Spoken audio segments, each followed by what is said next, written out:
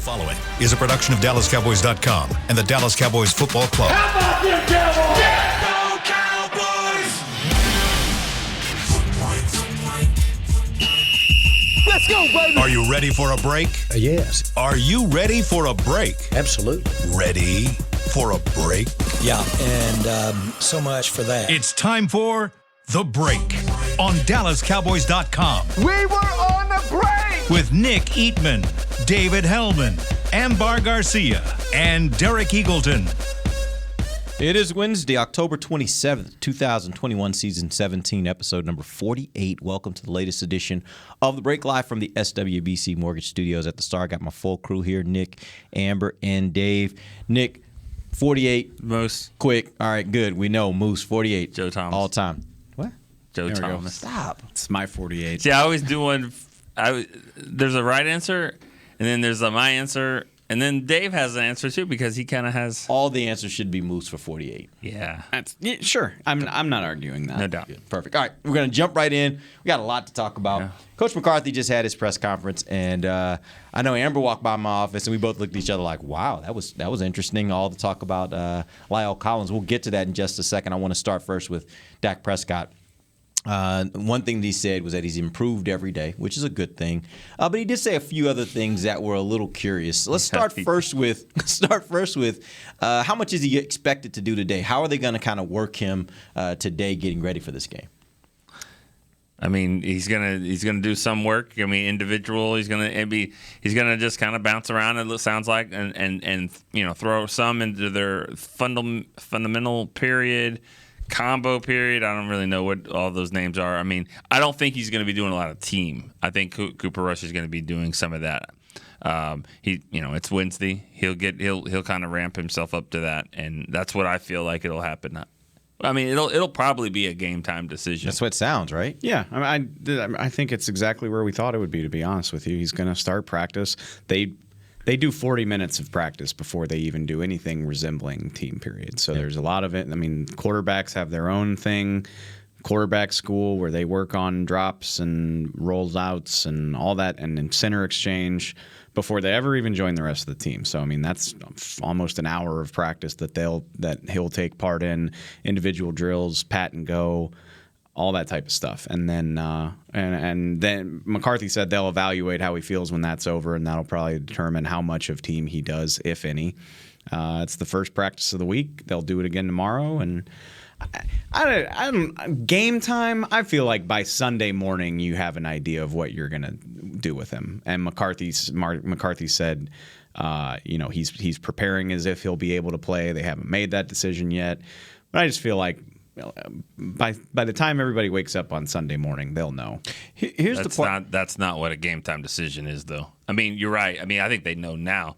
I mean, I think you're right. You'll wake up Sunday morning, but I mean, I think it'll be. I think we'll kind of know everything what's going on until like an hour and a half before kickoff. I feel like the comparison he made was supposed to give you some kind of peace and like think, oh, things are good, but then to me. Not really, it didn't. Not that I'm like super concerned, but you talk about Aaron Rodgers and then talk about playoffs and being that far down. At that point, you only have a few games to play. Like you give it all, but we're still kind of midway through the season. And I know they're gonna make the right decision. Whether that's they think he can go ahead and play or maybe sit one out to give it some rest. But it's so difficult. He said 3 words that he just threw in the end of a sentence. Go for it. Where are you going? It's week 7. Okay, yeah, and there were some other words, though. Well, he just said it's week 7. It's actually week 8, so. Yeah. But there were also some other words in there that, to me, gave me reason to have pause. Like, one thing he said until he clears the threshold, and he said that multiple times, we're not ready. And then he talked about how we don't want this to turn into a week-to-week type thing. That was another thing he said.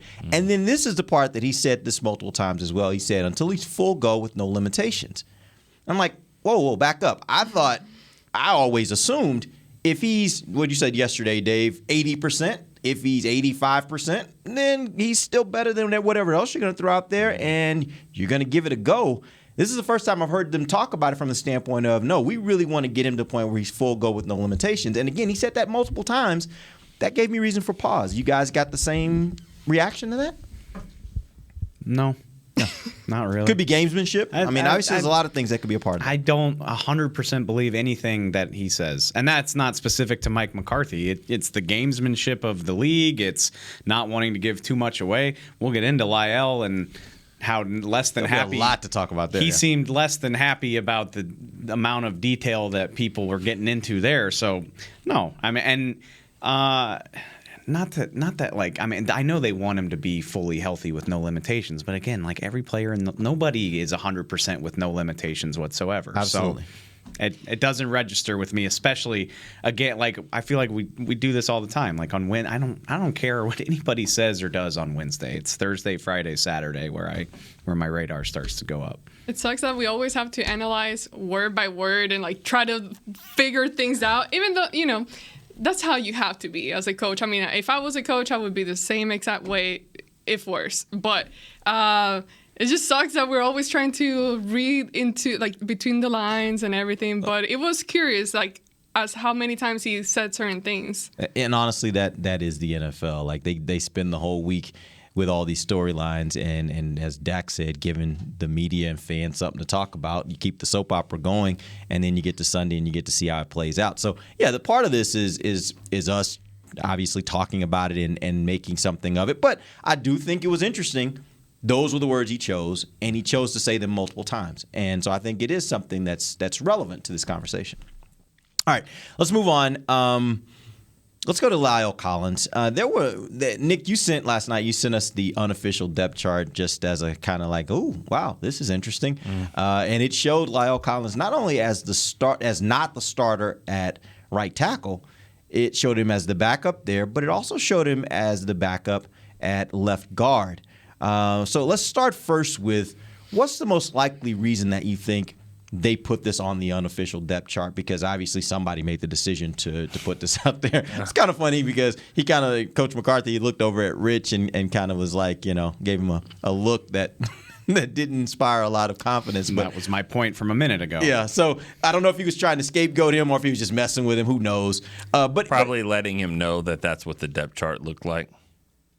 Wow. No, I mean, that's probably because he didn't do the depth chart. Okay. I mean, he's probably letting him know that's what the depth chart was. Your guys maybe put this out? Is that what you're saying? Well, I'm just saying, no. I mean, yeah, they put it out. That's what, then they, and it's right. I mean, they did it. That's right. What they're doing. I mean, I'm just saying, I don't think it goes to that level. I don't know. I could be wrong. Rich doesn't make the depth chart. Right. That's right. Nick and so he's right just kind of messing with him a little bit. But it was fun. It was fun for all of us anyway. But go ahead, Nick. They're moving him to left guard. I mean, that's what it looks like. I mean, they don't like what's happening with Connor Williams with those holding penalties, and it sounds like Terrence Steele's playing so well that they need to figure out and move him to left guard. It's what the fans have been saying forever, and usually that doesn't happen, but that's what it sounds like is happening. I thought that was fantasy football nonsense. That's what I got told. Yeah, that's what I was You're never told. gonna let that go, are you? Ever. You're never letting that go. I'm surprised, and yeah, I got to give a lot of fans a lot of credit for suggesting this. I didn't think it would happen, and it does. It makes me ask so many questions because I think Lyle Collins is a purely better player than Terrence Steele right now. But I also is Connor Williams that big of a problem?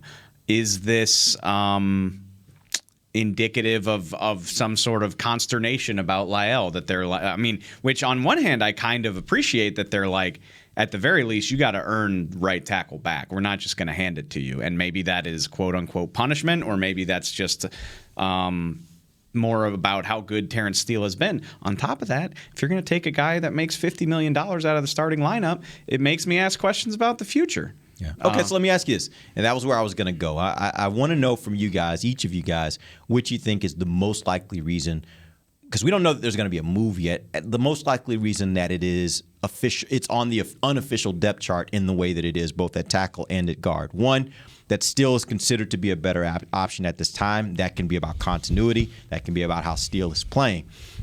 Two, that the Cowboys are sending a message to Lyle that maybe they weren't happy with all of this stuff that's transpired that led to the 5-week suspension and how maybe he handled that situation. Three, this is just temporary while they gauge his readiness. They've talked about that and seeing where he is right now in coming back. Or four, that you think this is much more about getting the best 5 guys on the field, and they're thinking, let's prepare him to maybe become the next guard, the starting left guard, and keep your best 5 on the field with still a tackle. Which do you think is behind this more? You want to 5. Yeah. Okay, give me 5. I think it's all of the above. I think every one of those situations. Always take the cop out. I think no. But one has to be more than the other, right? I don't know the percentages on all that, but I think you're right about every single one of those. Okay. Every one of those seems to be. Not one. Which one? About sending a message. Yeah. I don't think that one. You don't would think apply. they? No, because I you send think the that's- message in Well, the Dave locker just- room Dave in just meetings. said Not that. on- You yeah, don't but on think the- so? No, because on the field, you forget the message. Talk outside the field. But game day, if he's really your best guy or whatever, regardless of what he did outside the field. But you don't think coaches sometimes make things clear to their teams by what they do? And what I mean by that is they're telling not only Lyle, but everybody else on the team, if you're not going to be reliable, if you're not going to do the things that you need to do as a member of this team and as a member of the NFL, player in the NFL, then your job is not secure. Yes, but it depends how much it hurts you on game day. Like if But you're has it solid, hurt them to this point, though? Has it hurt them? It's also not game day. I mean, this is. Okay, but I'm just saying. Okay. I'm just saying. The point is, if you're fully solid at the O-line, at every single position, then whatever, but you're not. So at the end of the day, I don't think it's about sending a message. You can portray that off the field and whatever. At this point, I think it's, he needs to get ready. I don't think he's fully ready to go out there, although I do think he's a great player and he can do the job. He's shown it in the past. But at the same time, Terrence Steele has done a phenomenal job. And then you got Connor Williams, who unfortunately is one of the weak links.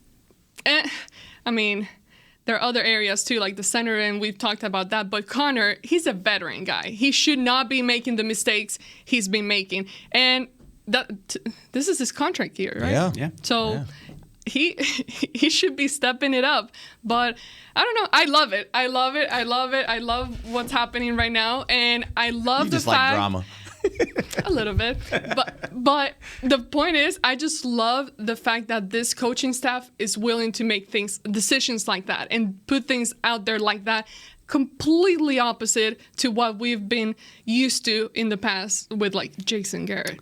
Which, so I have a few thoughts there. I absolutely think it's at least, it's not purely about sending a message, but it's part of it. And it goes back to McCarthy adamantly tried to keep from moving Zach or talking about Zach to tackle. There's a variety of reasons for that, but Zach is arguably the most reliable member of this entire offense, right?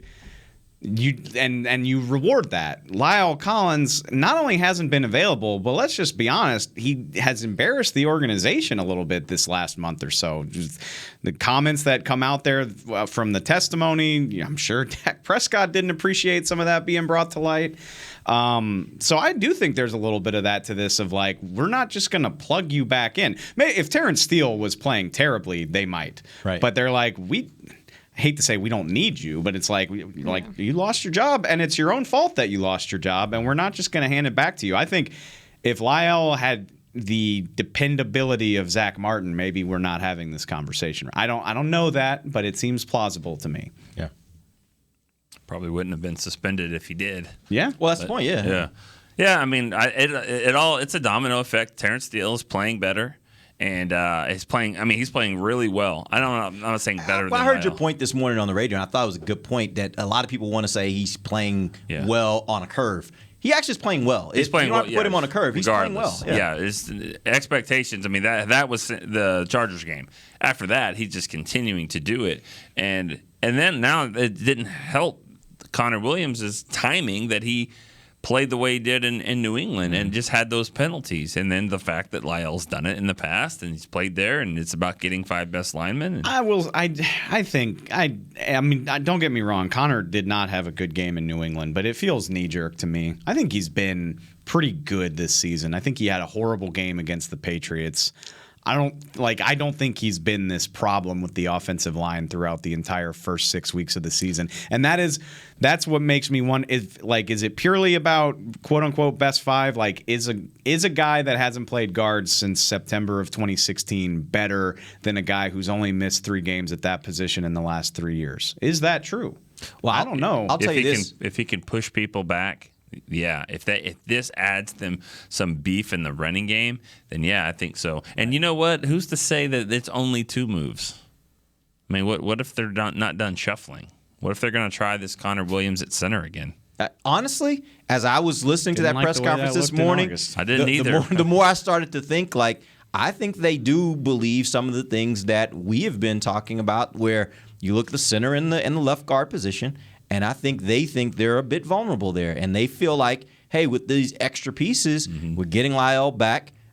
Connor McGovern has played well in the role that they've had for him. So if we keep developing him, maybe we might be a little bit better off as we get later in the season. I just think right now, I'm interested to see where they go. I don't think Connor Williams has been horrible. I do think Connor Williams has had some moments that weren't great. And I think in the running game, you see it more than maybe even in the passing game. But that all being said, I think that if you can get Lyle in there, this is more about Connor Williams than it is Lyle, because I don't think when Lyle was at guard, any of us were like, man, this is his spot. So, it's really just about them, I think, trying to find the best 5. You think Lyle's the starting right tackle next season?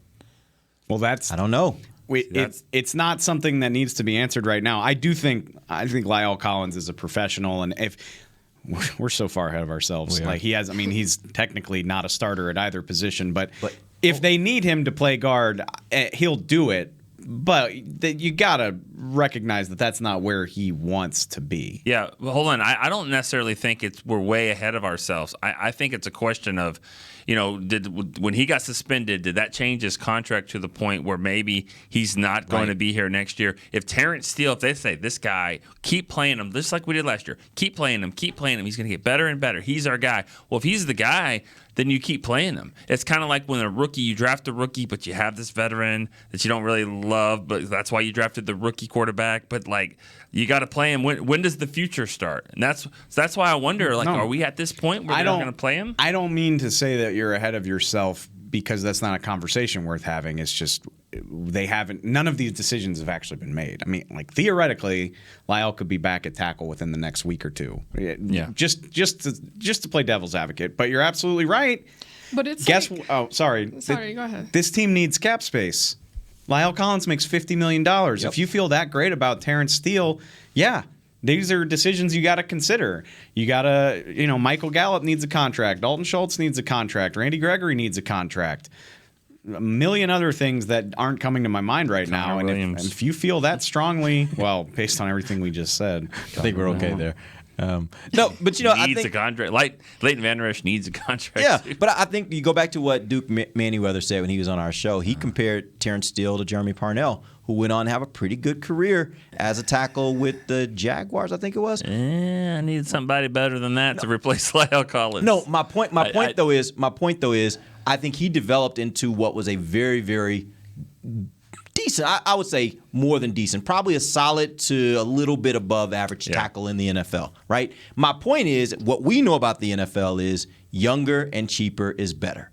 And so if you can get a cheaper contract for a guy that you think is comparable, maybe a little less, but comparable and still young, I think the Cowboys might consider that. And that's the part that gets interesting in this whole scenario. If Terrence Steele is your right tackle moving forward for the rest of this season, it's hard for me to imagine Lyle Collins is back next year. Right. Whether that's, you find a way to move on or you find a trade partner or whatever. But I think that's kind of a line in the sand. And I'm not I don't want to put words on Lyle that he's like, I'm out of here if you won't play me. I just think he probably sees himself as a tackle. And you have a chance to have a starting right tackle who's making a fraction of that. It just makes sense. Well, I think when you throw Dak's situation into the mix, it's like we're at if he plays and he's healthy or whatever, you're still going to be watching out for him regardless, and maybe he plays, but he's not his usual self or as mobile or as secure and everything. So I just think that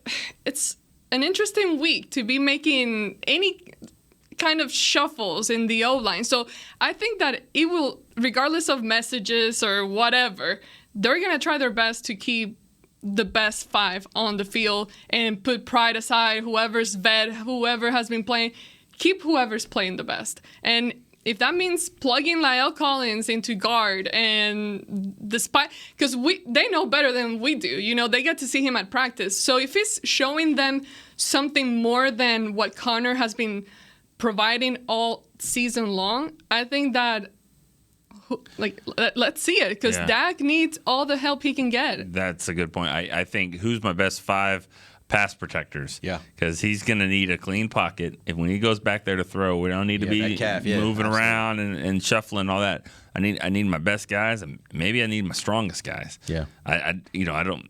That this could be a situation because of that. Because Dak is going to be limited. Or he's going to be compromised in some way. I can promise you that. Or back to your point you made, I think, the other day that, this is a team that, you were talking about, I'm sorry, today, when you were talking about how you may get a little bit more in your running game with Lyle and they're a little more beef. Maybe they look at this as just the opposite. They say with Dak compromised a bit, we may want to run a little bit more. We want a little more power to be able to run a little more, and maybe Lyle gives you that. And I know we are talking about a ton of different scenarios, and none of them may actually be the truth. It could just be, seriously, we accidentally put that on the unofficial depth chart. It's not that big. No. That's not an accident. No. Because you know what I mean, though. Because you got to remember, he wasn't on the depth chart for 5 weeks. His name isn't there. I shouldn't say accidentally. His name. I shouldn't say accidentally. I should say we didn't mean it to be that big of a deal. We just kind of put it out there because that's where we were working him. But it might not change anything for this week. Who knows? Before any of the stuff about the depth chart got talked about, McCarthy offered up. He was like, he's got position flex. He's going to do a little bit of both, which he does have position flex. But again, it's a position he hasn't played in 5 years. Yeah. So to just all of a sudden be talking about that, I think it's a conscious decision on their part. Sorry, go ahead. Well, they have it in the media packet that gets sent out with all the stats and stuff. They have the official stats. Yeah. They also have the unofficial depth chart, and they make it clear that it's called the unofficial depth chart. But what we don't know, there's two. I think there's 2 possibilities we don't know and we can't know probably until Sunday, but.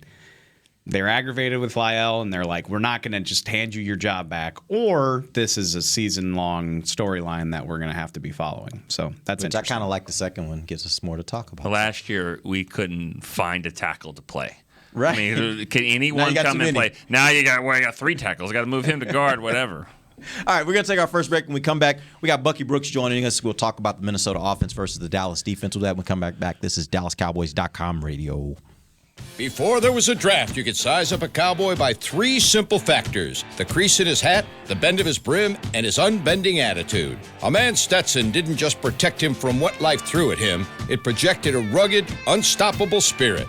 Stetson hats are still American-made with pride right here in Texas. They're still the unofficial crown of all self-respecting cowboys, and Stetson is proud to be on the field with America's team. Find a retailer nearest you at stetson.com/cowboys. The Cowboys way, where 16 Hall of Famers and 5 championships shows us what success looks like. Where turkey is always the second best part of Thanksgiving Day. Where we are all defined by one single thing, the star. Where we as fans know it's our job to keep the tradition going. Bank of America is proud to be the official bank of the Dallas Cowboys and to support the quest of living life the Cowboys way. Copyright 2020, Bank of America Corporation.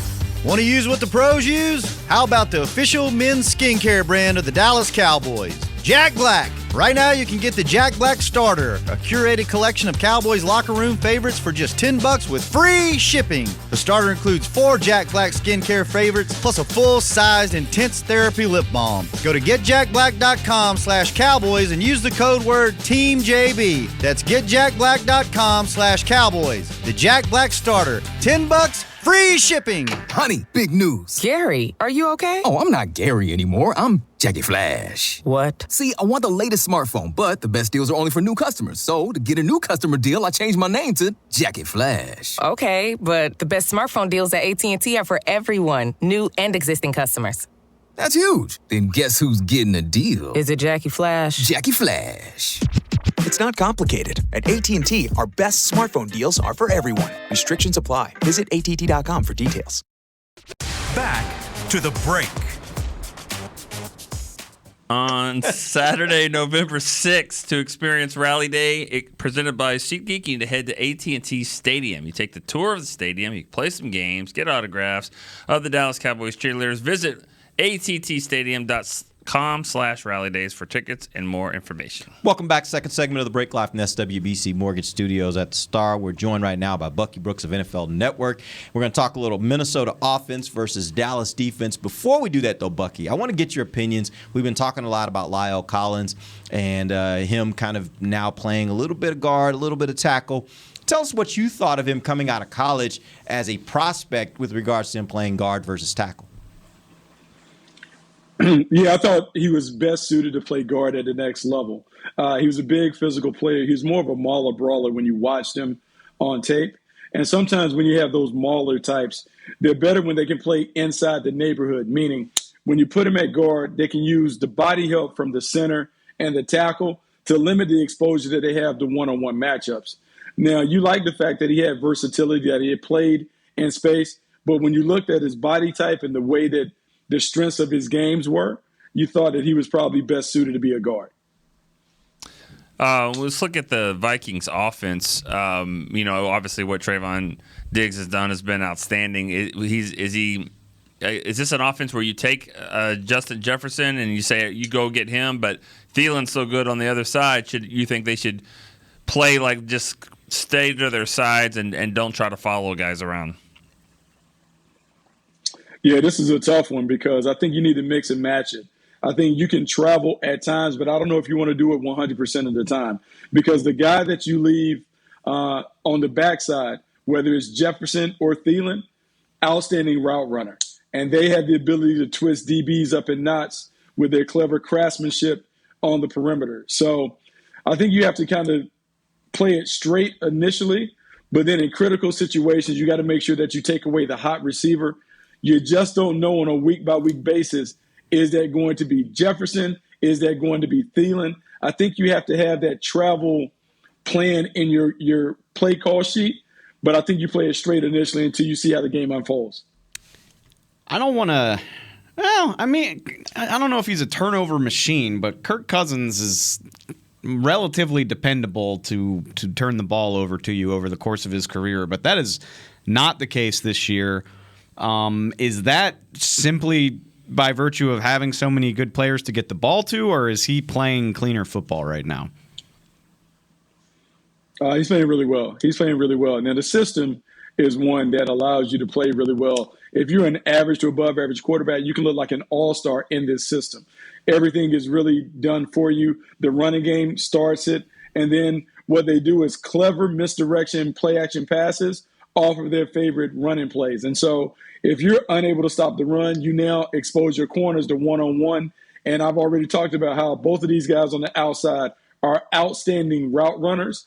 And so the game is really easy for Kirk Cousins right now because they have playmakers that can make his job easy because all he has to do is hit the open man. Well, going along with that, Bucky, one of the main criticisms that the Cowboys defense has been getting this year is allowing those explosive plays. So just my question is pretty broad. Just overall as an offense, what do the Vikings, what can they really give as far as like explosiveness, or however you say that word? Amber, they can create explosive plays in a variety of different ways. It begins and ends with number 33, though. Like, Dalvin Cook is the straw that stirs the drink. If he gets going as a runner, it's problematic for you throughout the day. He's averaging 91 rushing yards a game. He is fantastic finding the backside seam on that front side run stretch play that they use. And so if you can't contain him, then the big plays are going to happen in the running game. If you contain him by dropping extra defenders in the box, then your guys on the outside have to hold up against Jefferson and Thielen. And what they're going to do based on what other teams have done against the Cowboys, you're going to see double moves on the outside, particularly on Trayvon Diggs' side. They're going to try and bait the trap and see if he eats the cheese and see if they can get a play or two over the top. They will also do some clever things to see if they can get the safeties being a little nosy, maybe too noisy in the box. And you'll see some deep overs where the running back, the line up in a tight, nasty split and run a diagonal across the field with a post coming behind it. Very similar to the way the Seattle Seahawks hurt the Cowboys a year ago up there. So you'll see a lot of those things, and they're going to do it 5 to 7 times to see if they can catch your guys sleeping. And if you do, you're talking about a 25, 50-yard play that eventually leads to points for the Vikings. Let's stick with the running game a little bit. I want to talk a little bit more about that. Dallas's defense struggled a bit against New England's power run attack. What was the main problem that you saw in that game with regards to Dallas's rush defense, and is Minnesota capable of presenting some of those same types of problems? One, Minnesota is absolutely capable of creating those problems. It's very similar to the game that the Cowboys played a year ago against the Cleveland Browns. Same running game, same system, same concepts. They're going to test you and test your discipline. The same issues typically occur when the Cowboys are struggling against the run. Lack of gap integrity and the inability to get off blocks at the line of scrimmage. So the D-line has to force the Minnesota Vikings to kind of play on their heels, meaning they are playing on the other side of the line of scrimmage. The penetration is consistent, and they're building a wall at the point of attack. If there's any voids at the point of attack, Dalvin Cook, Alexander Madison, they're going to find those creases and they're going to cut back. So this is a test of not only your physical prowess at the point of attack, but are you disciplined enough to stay in your assigned gap? Because if you jump outside of your gap trying to make a play, their running backs will inevitably find the crease and it would end up being a big play. Bucky, is Leighton Van Der Esch a better player now than he was his rookie year? That's a good question. He's playing really well.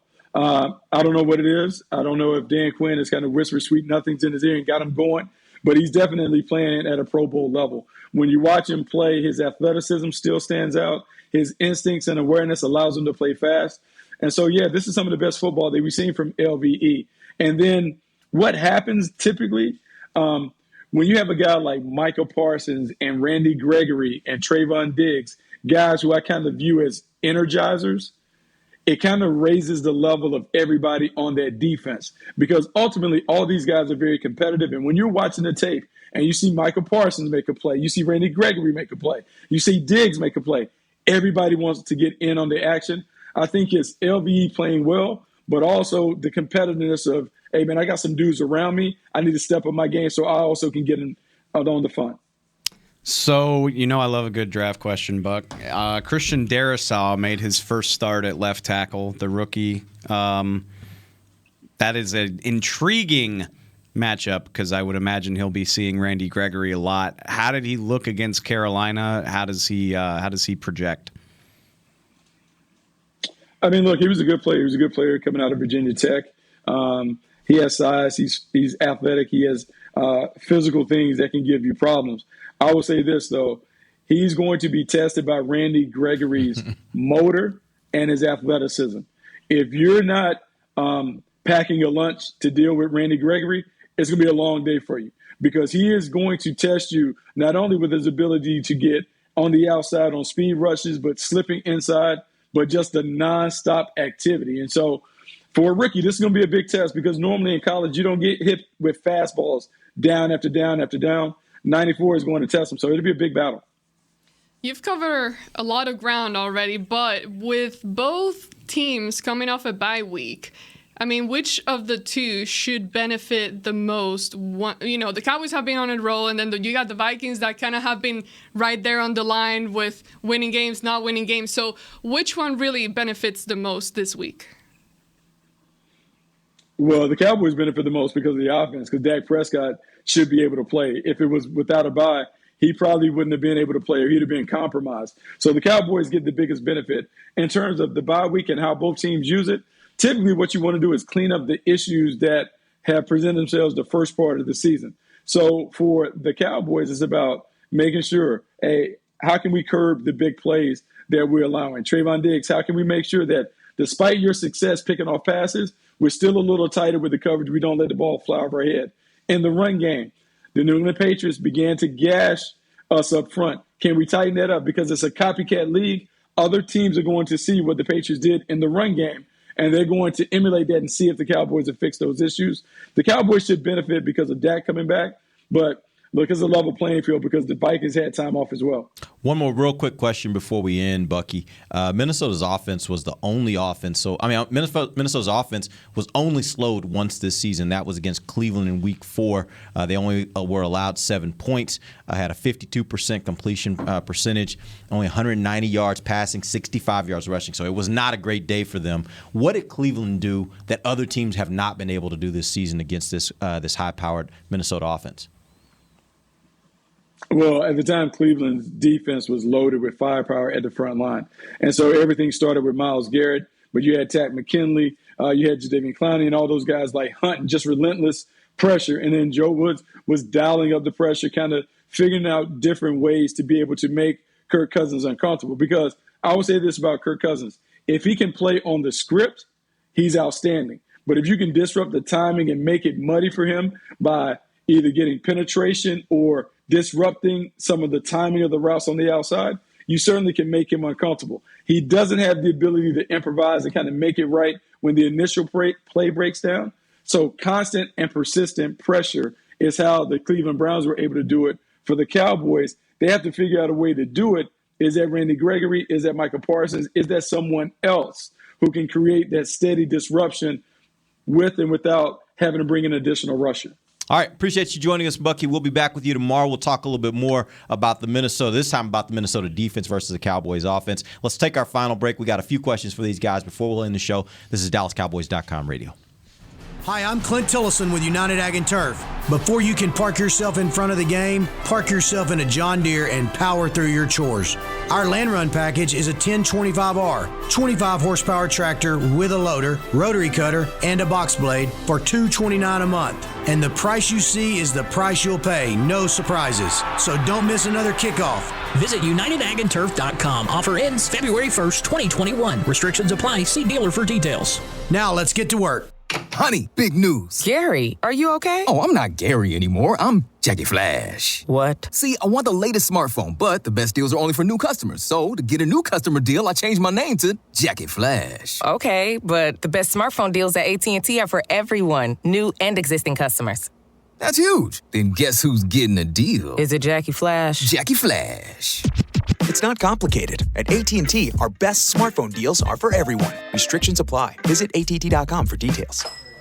New Dr. Pepper Zero Sugar. You deserve it. I do deserve that.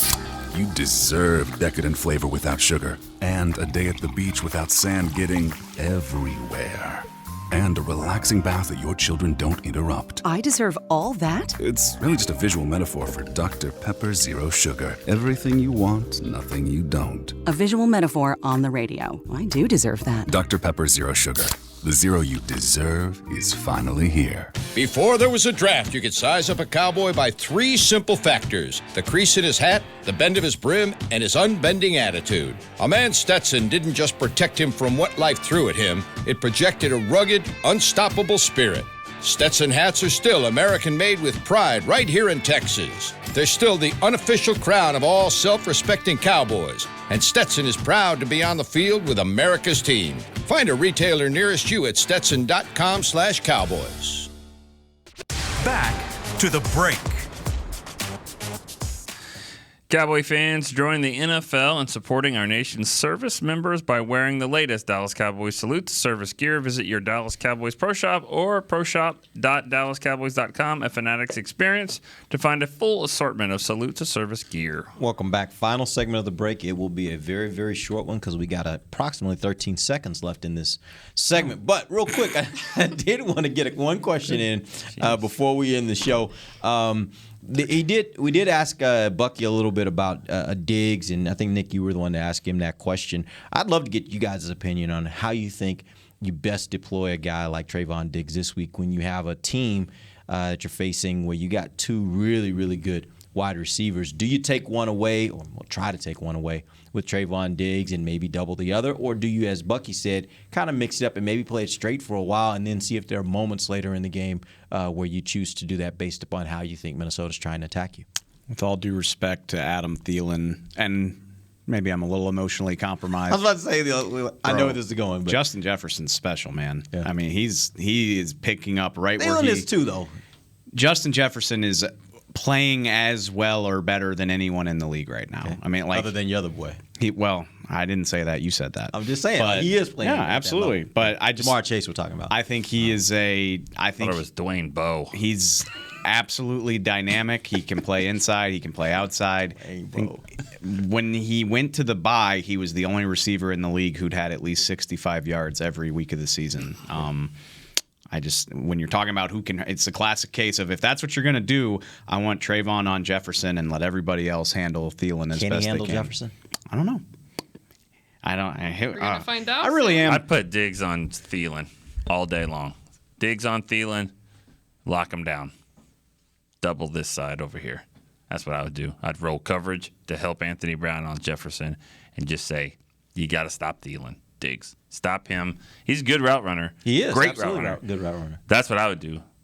And Troy Aikman the other day said that was their biggest fear when they were playing Deion Sanders. Every time. They hated when they did that. When Deion would take Harper out of the game, and they would double Michael, that was their biggest fear. Where do you go? Yeah. So I'm saying that Troy said that, and he had a pretty good running back too. Yeah. So, but I don't know. I still think Thielen can beat Diggs. You know, I mean, yeah, and maybe beat him, but maybe not beat him to the point where he's beating other teams. Yeah. And maybe it's not enough is the point. Like, how do you limit them enough to where you still win the game? You got to confuse Cousins. You can't just give them the same thing every time. You got to switch it up. I feel like we oversimplify it sometimes on this show. We do. It ain't gonna be one thing all the time for 65 snaps. They're gonna disguise stuff. They're gonna change it up. I don't know that Diggs has just followed one guy every snap of the game, like at all this year. I mean, like every single snap he's on that guy. I don't have that number in front of me. I don't know that. I know that he travels. I don't think he does it like exclusively, just like you go wherever he go. I mean, you're gonna do a little bit of everything. I feel like Keenan Allen that game. I feel like he did that one, but maybe not. Yeah, some others he though, did. He went with him a freelance. lot, and he went with Mike Evans a lot. I just don't know about like 100% of the snaps either.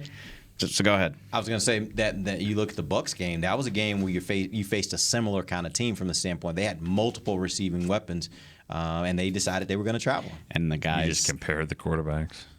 No, I'm not comparing the quarterbacks at all. I'm just saying like that was a similar type of setup where you had that number of really great wide receivers. To Nick's point, the guy that Diggs wasn't with killed him in that game. Absolutely. So I don't know. Maybe you're right.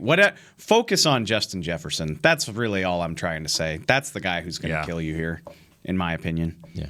Yeah, I think he makes Thielen so much better too because he is a really, really good route runner, and so you can't just put some other corner on him because he'll burn him as well. And then they got a running game to match, so it's gonna be a tough one. Yeah, this is not, and I know I've seen this from fans already where they're talking about this game and they're like, man, here we go again. Every week they're like, oh, this is going to be a tough one. This is the week where you're going to face it. But I'm like, this team, though, that's the NFL. This team is really good. That is BS if anybody feels that way because we've been on here damn near we've been writing W on the schedule on Monday for the last month. And big blowouts, too. Well, obviously, yes, those two division games we absolutely did. But obviously, when we talked about the Chargers game, we talked about it like this is going to be a really good team. And they were. And that's what I'm saying. They really were. Shoot, I picked them to beat the Patriots by 18. How'd that work out? I mean, you were nervous there for a second. If anybody's, I mean, you should be taking this game seriously. And if you think that we haven't been, well, no, if you think we have, like, we haven't been pumping anybody up for the last month, we've been like, they're going to roll over these guys. I would be shocked if that happens on Sunday. No, even with two healthy calves, I think this would be a tough game. All right, we appreciate you guys joining us. We'll be back tomorrow. We're going to talk about the Minnesota defense versus the Cowboys offense. Till then, for Nick Eatman, Dave Hellman, Amber Garcia, I am Derek Eagleton. This has been The Break, live on DallasCowboys.com radio. This has been a production of DallasCowboys.com and the Dallas Cowboys Football Club. How about this, Cowboys? Yeah!